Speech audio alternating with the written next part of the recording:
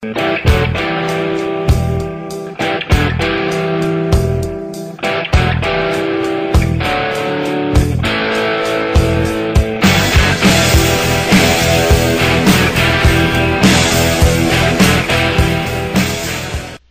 Solo Caps here, and yeah, we got Pokemon Heart Gold walkthrough number 34. Alright, so yeah, today, it's kind of a short episode. Gonna end on a cliffhanger because the timing's all weird and stuff. But today we're going to be grabbing a couple of items, training up our new team member, Dratini Godzilla. And we are gonna get some hot, sexy kimono girl action on. Alright, so we're going past that jerk face, and he's just so freaking annoying with that dragon hair. Just ugh. So yeah, just chilling. Professor Elm calls, who, if you guys may have forgot from like episode 5, 2 and 1, where I declared Professor Elm to be my arch nemesis, and that I will never rest until he is destroyed in all of his areas and whatnot. I don't know. Okay, so this dude's like, here's some sand, man. I'm pretty sure he's high or something, or he's getting there, but he's like, man, it'll just startle you, man. It'll blow your mind, yeah.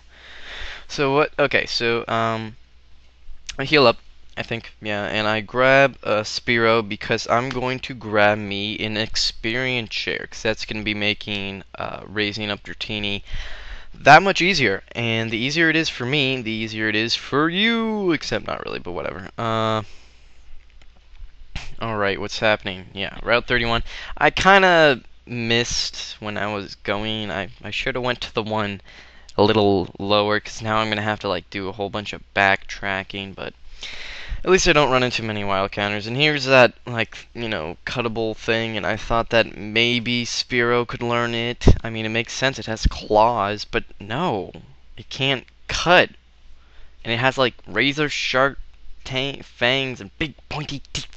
Except not really, but whatever. References aside, we're almost there because we got the red scale, and Mr. Pokemon has a thing for scales. I don't know, some snake fetish or something. Sorry. Alright, go out and counter. Some medicine, pointless crud. Nothing too special, and alright. So he's like, oh my gosh, Gyarados! So, he's gonna give us an experience share for that, so that's cool. They've been making it harder and harder to get these things, like, every single time. Like, in 3rd gen, it was, like, such an annoying thing, you had to go back and forth.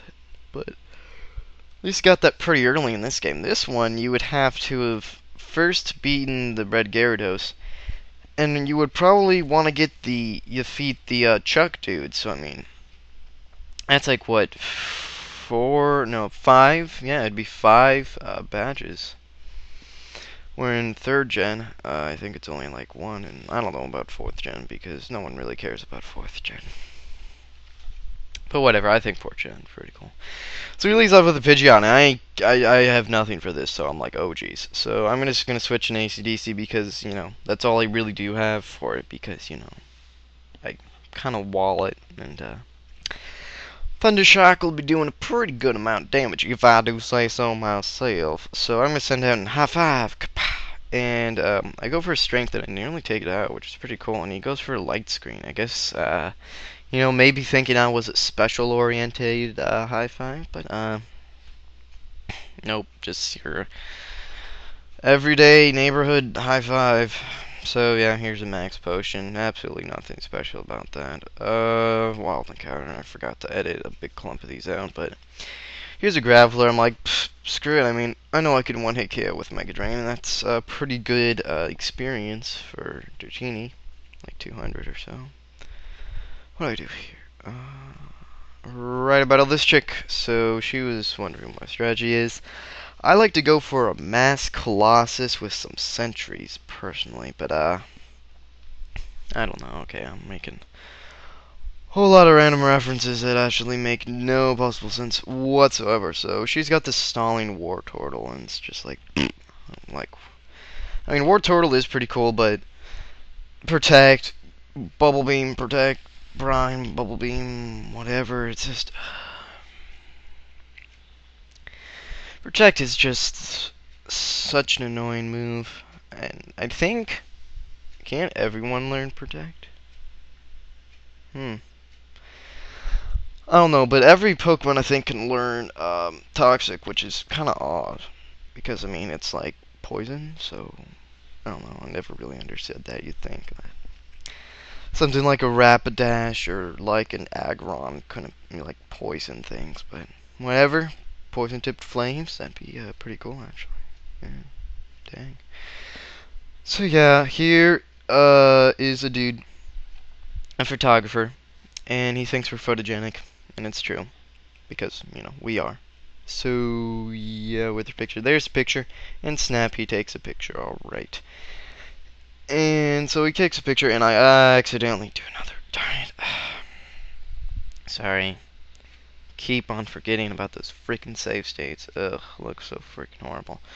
Whatever, just a Geodude. I'm going to be able to easily take that out. Grab this here full heal. Wait, no, I think I just run from it because Geodude's not worth my time. Here's a Graveler. And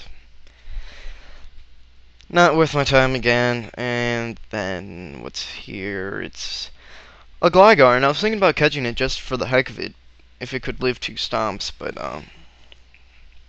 it doesn't. No, it just doesn't live.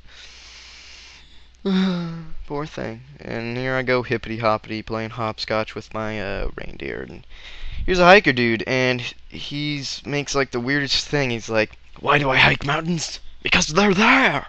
Why do you catch Pokemon? Because they're there." He's trying to be all philosophical, but his philosophical implications aren't implying anything philosophical, so he's just rambling on. Which is basically usually what I do for about 15 to 14 minutes every episode. But hey, at least mine's entertaining. His is just like, I don't know. He sounds like some, I don't know. I'm not in the mood. I'm pretty tired. I've had a very long day trying to work on my computer to see if it will run StarCraft 2. Turns out, you can on 2 gigahertz, so kind of screwed there. I'm gonna have to get a new computer, but hey, mine's like, what, 4 years old or something like that, so really not surprising. So, alright, here's another hiker, and he's got a whole bunch of Geodudes, and he's like, "I will show you the true power." I'm like, oh, the horror of rock type. So knowing these things are really low leveled, I think Godzilla is going to be able to completely and utterly sweep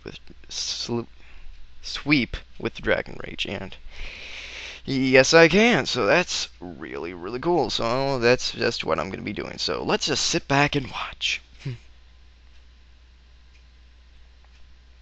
Boring? Yeah. Just,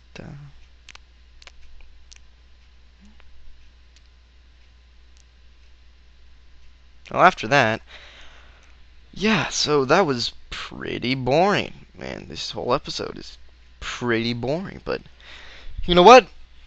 That's just what we need, like a picture of naked chicks. So here we go. I'm just kidding, there's not going to be a picture of naked chicks. This is for children of age. I don't know. My age group is probably like males with really low maturity rates. Oh yeah, Professor Elm's still keeping his family up in the attic. A cruel monster.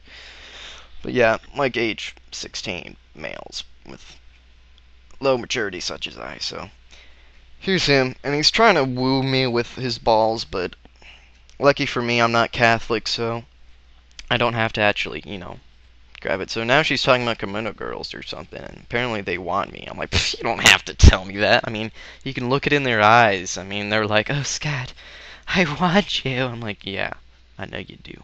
I mean, who doesn't want me? It's probably the reindeer that does it. So, any guys looking out for love, if you get a reindeer and just carry it behind you, girls just go crazy, you know? You thought little puppies were good. You thought, you know, having a baby or something. No, man. It's the reindeer that gets to chicks, you know?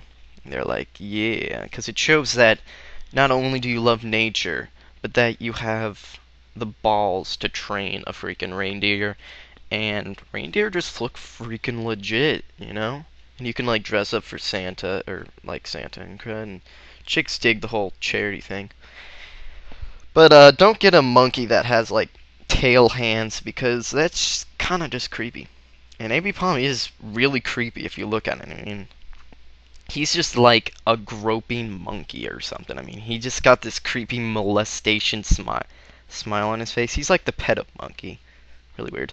So, this dude gets kicked out, you know, douche, because he doesn't know how to treat the ladies right. I mean, come on, anyone with red hair can't treat the ladies right.